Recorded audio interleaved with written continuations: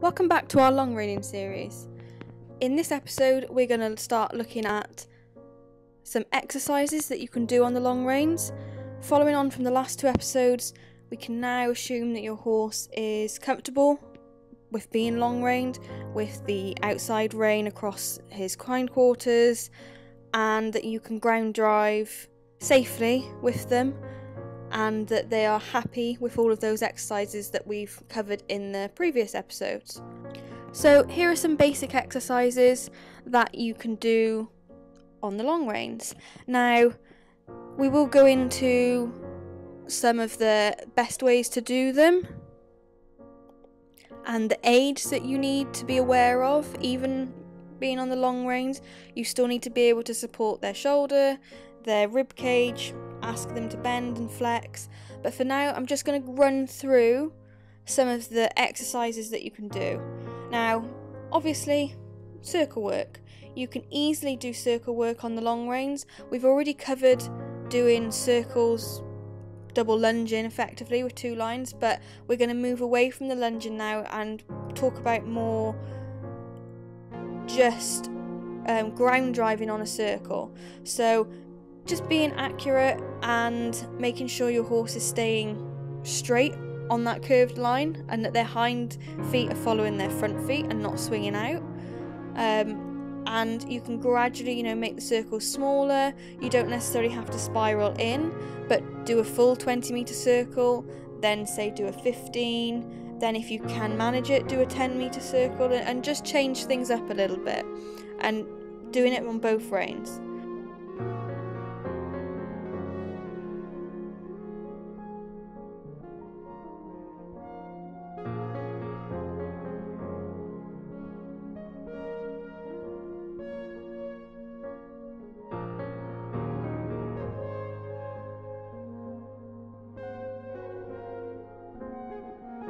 Another thing, obviously, changes of rein.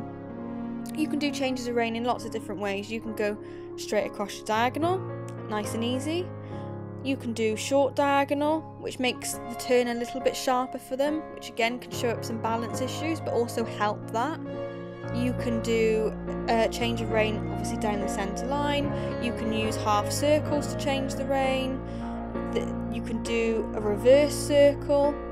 There's so many different ways to change the rein, so don't always think about going straight across the diagonal. Change it up a little bit so that you're adding variation to your horse's work as well as to their muscle groups as well, and how they're gonna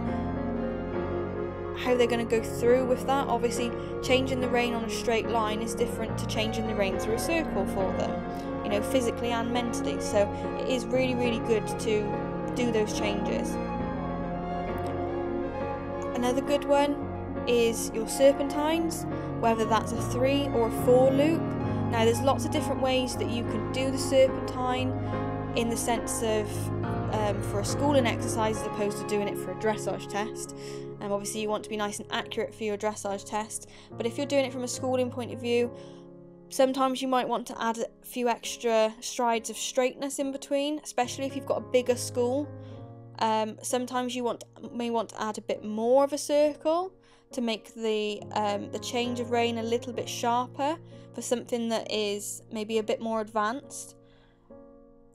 And it's just, again, watching then that they don't fall in as you change the flexion and change the bend. That is the biggest risk of doing it that way, is that they fall onto the new inside shoulder. So before you do anything like that, make sure that they're balanced enough doing it normally, and that they're not gonna fall in and make the circle, the serpentine half the size it should be. You still want to be aiming to be accurate so that you know that your horse is doing it to the best of their ability, and it means you can keep an eye on how they're progressing. Another great exercise that's often overlooked and maybe not done so much as it should be is the shallow loops. Now, shallow loops again are really good for highlighting those balance issues, whether they fall in or fall out. Quite often the first half of your shallow loop is great and the second half is a bit wobbly and it's not quite as symmetrical as it should be, which is relatively normal, so don't worry too much, but obviously you want them to be accurate. The advantage to doing any of these exercises on the long reins opposed to under saddle is that you can also see what's happening. You can see where your horse is shifting its weight or not shifting its weight, whether they're bending correctly or not, and from their point of view it gives them the opportunity and the chance to balance without being influenced by us on their back. So it gives us a real raw view effectively of how they really do want to move and what we can do to help them, because we're always aiming that they carry themselves well with self-carriage, and that doesn't just mean in the sense of an outline. That means that they need to be balanced and that they need to be able to do all of those things without being forced and held. So when we can watch them from the ground and still work them from the ground, it's a really good thing to do to get your eye in, and you can make those subtle changes and see how they affect the horse. So whether that is putting some pressure with one line or the other on one side of the horse's body to stop them falling in, the same as you would with your inside leg, but you can see how it affects them as well, and you can see how they shift their weight then from the pressure from, say, their right leg to their left leg, and how that helps them balance.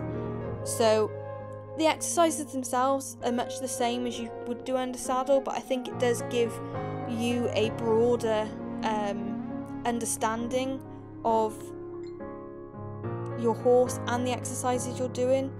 To start with, if say you've not done much long reining with them, or they're not backed, or any of those, young green horses, these would be the exercises I would start with. Just some simple circles, some simple changes of rein, some serpentines and some shallow loops.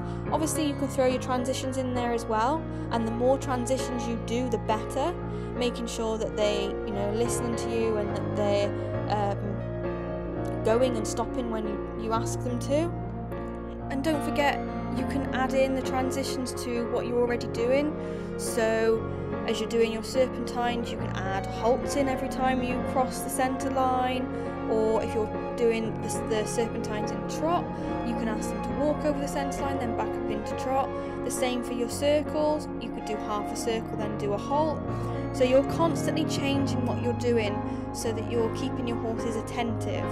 Now, from this point of view of your reins and how they slightly differ from when you're riding, is that in this case your reins double up as both your hand aids and your leg aids, and also you can control the hind quarters with them as well.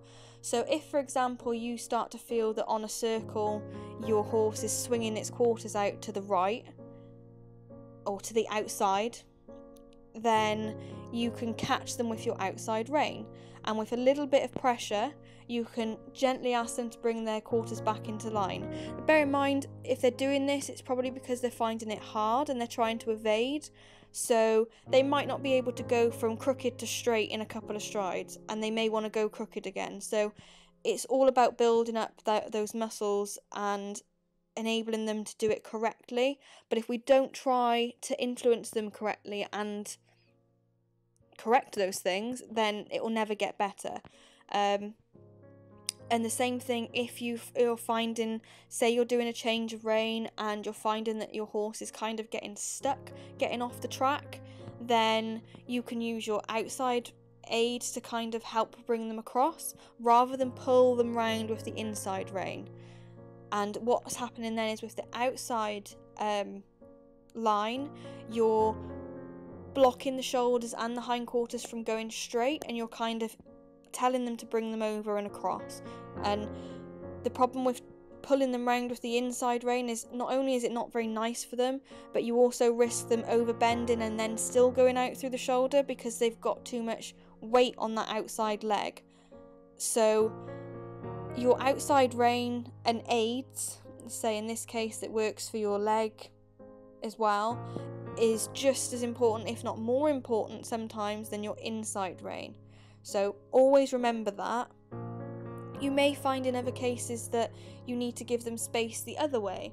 If they're bringing their quarters in, you may need to step slightly to the outside and put a little bit of pressure on with the inside rein or the inside line to encourage them to bend through their rib cage a little bit more and to step across with their hind leg. Now again, this all comes down to watching and seeing how they move and how they react to the lines. Some horses are going to be more sensitive than others, and some are going to move away from the pressure a lot easier than others, but remember that this is, in most cases, is going to be something new that you're teaching them.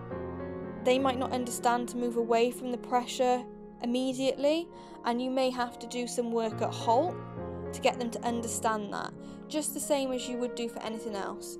You can ask them to stand near a fence line is easiest, and just ask them to do a simple turn on the forehand, so flexing them to the outside with the outside line across their quarters, and just gently put in some gentle pressure on until they take a step across. They don't need to take each step fluidly, they can do one step at a time at this point, and it doesn't have to be perfect. All you're trying to teach them at this stage is that little bit of pressure on the hind quarters, whichever side it is, they need to move away from it. So once you've put that bit of pressure on and they take a step across, you can release the pressure slightly, then you can ask for the next step and repeat, remembering to do it on both sides so that they're understanding that they want to move away to the left from the right line and vice versa. So once they're quite good with all these exercises, then next time we're going to start looking at introducing some very basic lateral work on the long reins. Now for some of the lateral work that we look at next time, it will be in the English method, still with the lines through the bottom rollers, but for majority of it going forward, we're going to move on to the Danish method with the reins slightly higher up, and that's just because it gives us that bit more, we're able to ask for collection, which is what we're going to be aiming for over the next few weeks or over the next few months now. So have a go at these exercises. They seem really simple, but when you get into it, it's really easy to see where your horse lacks the balance and may fall in or out or be a bit wobbly. So get all those things going well, and then hopefully by next month we'll be ready to go on to the next step and introduce some lateral work. See you in the next one.